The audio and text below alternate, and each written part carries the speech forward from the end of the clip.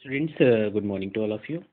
आज हम लोग बात करेंगे एक नए चैप्टर की जिसका नाम है कंप्यूटर जनरेशन। तो शुरू करते हैं। कंप्यूटर जनरेशन एक कंप्यूटर की डेवलपमेंट की कहानी कि कंप्यूटर कैसे डेवलप हुआ, कैसे उसमें चेंजेस आए और क्या मेजर चेंजेस आए, इन्हीं को हम कंप्यूटर जनरेशन के नाम से जानते हैं। The history of modern computer is divided into many steps according to the techniques used in them. Each step is called a generation.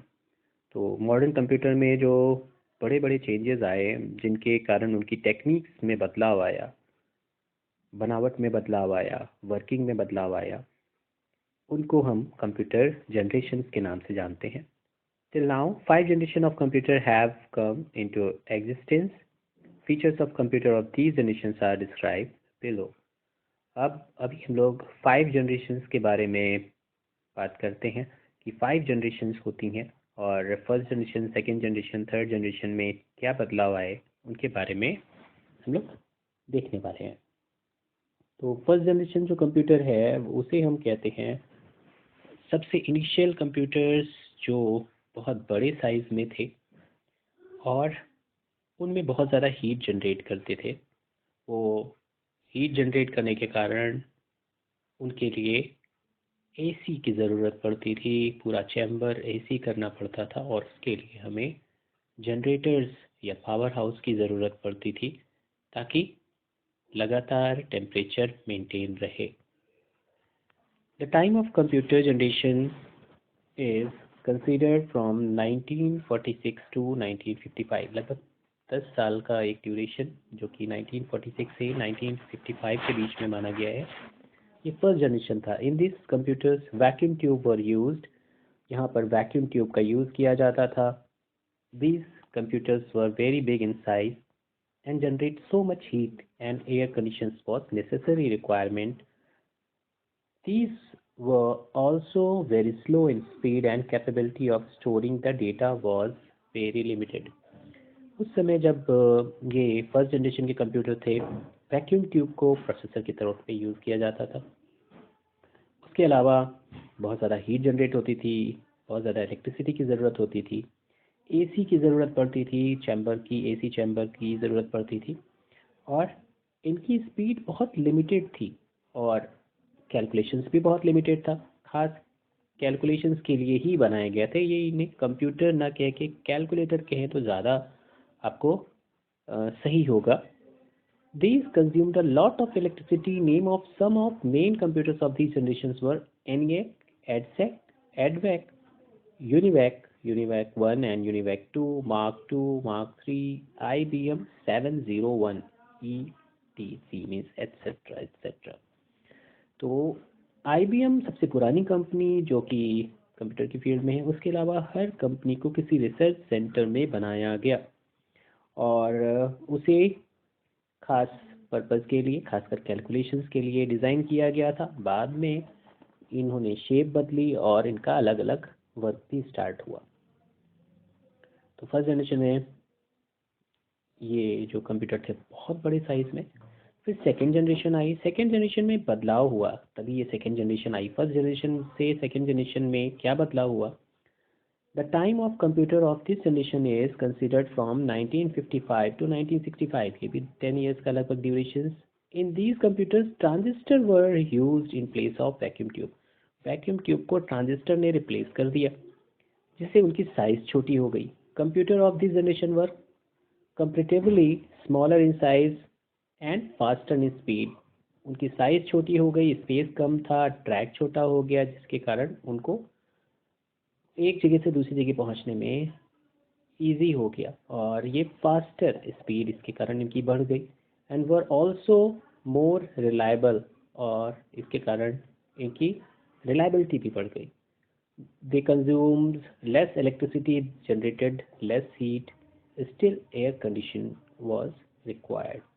अब ये पहले के कंपैरिजन में कम हीट जनरेट कर रहे थे, कम लाइट ले रहे थे, इलेक्ट्रिसिटी की ज़रूरत पड़ रही थी इनको कम, लेकिन अभी भी इतनी हीट जनरेट कर रहे थे कि ये सिस्टम्स ख़राब होने के चांसेस थे, तो इनको एयर कंडीशन की ज़रूरत अभी भी पड़ रही थी।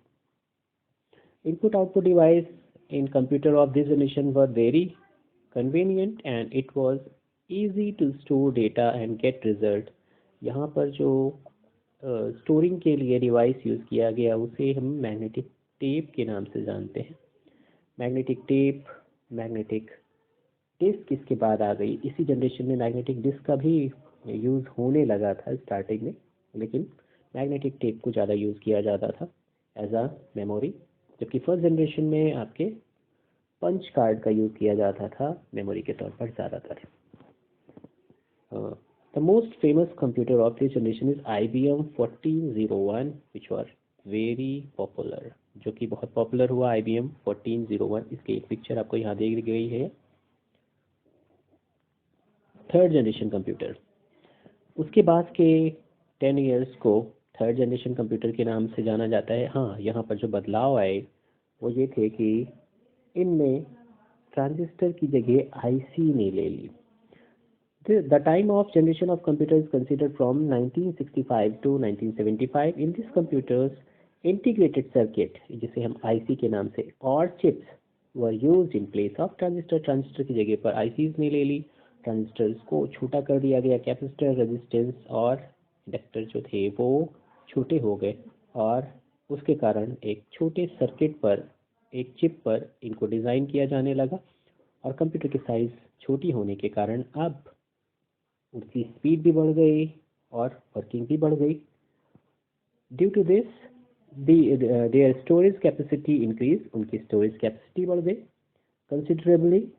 Computers made with these were smaller in size, computer छोटे हो गए इनके कारण, आईसी छोटी होने के कारण कंप्यूटर भी छोटे हो गए। वेरी फास्ट इन स्पीड, अब स्पीड भी बहुत बढ़ गई थी। एंड मच मोर रिलायबल, और अब पहले के कंपैरिजन में ये और ज़्यादा रिलायबल हो गए। This consumed a little electricity and could do lack of addition in second time. तो अब इनको बहुत कम इलेक्ट्रिसिटी की ज़रूरत पड़ने लगी और इनको कम हीट जनरेट के करने कारण बिना एसी के भी रखा जाने लगा। With the third generation of computer devices, storing data outside computer were also developed. यहाँ पर अब हम डेटा को कंप्यूटर से बाहर भी स्टोर करने लगे थे, तो यहाँ पर कंप्यूटर मैग्नेटिक डिस्क का यूज़ किया जाने लगा। It increases the utilization of computer. इसके कारण क्या हुआ कि कंप्यूटर्स को अच्छे से यूटिलाइज किया जाने लगा। एक कंप्यूटर की इंफॉर्मेशन को दूसरे कंप्यूटर में ले जाकर देखने की कंडीशंस थी, जिसके कारण फैसिलिटी और अच्छी मिल गई कि हम पूरा कंप्यूटर एक जगह से दूसरी जगह पोर्ट करके नहीं ले जाते थे, बल्कि हम केवल मेमोरी डिवाइस को एक जगह से दूसरी जगह ले जाकर उसकी वर्किंग को करा सकते थे या मेमोरी को यूज़ कर सकते थे। Offices installed in computer on these computers, many persons could work together at the same time. और यहाँ पर बहुत सारे लोग कंप्यूटर्स पर वर्क कर सकते थे। सर्वर का इंट्रोडक्शन हो गया था, सर्वर इंट्रोड्यूस हो गया था, तो नेटवर्किंग भी स्टार्ट हो गई थी।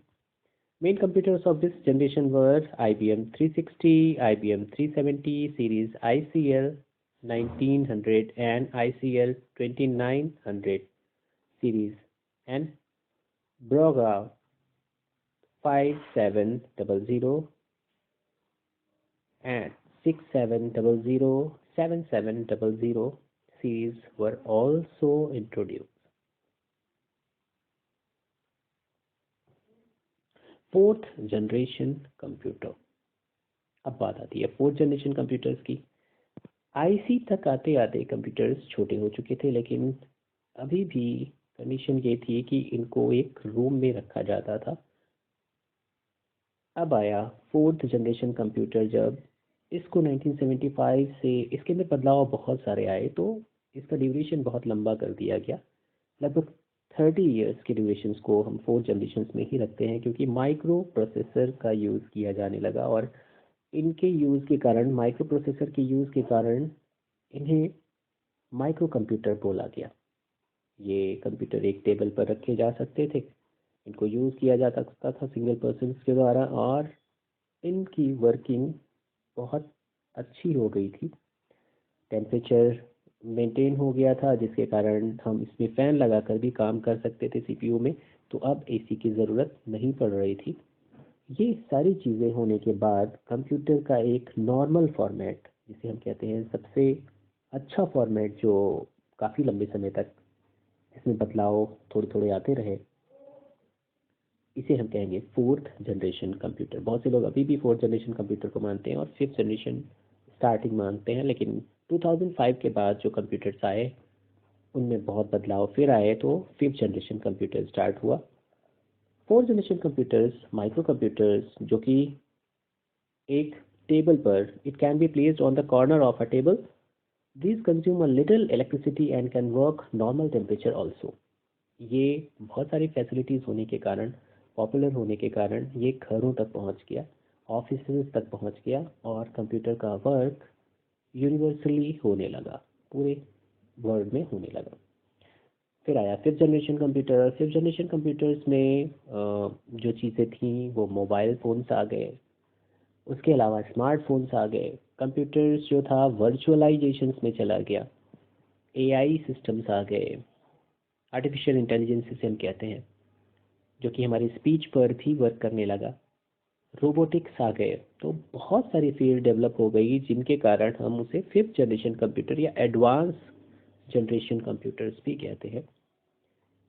तो आज के लिए इतना ही। आपको first generation, second generation, third generation, fourth generation computers के पॉइंट्स को लिखना है। एक, उनमें क्या मेमोरी यूज़ की जा रही थी, इम्पोर्टेंट, सीपीयू के तौर पे क्या यूज़ किया जा रहा था, पावर कंजप्शन, हीट कितनी हो रही थी, और लाइट के अकॉर्डिंग, इनके अकॉर्डिंग आपको केवल एक या दो लाइन में आपको first generation, second generation, third generation और फोर्थ जनरेशन कंप्यूटर्स को डिस्क्राइब करना है।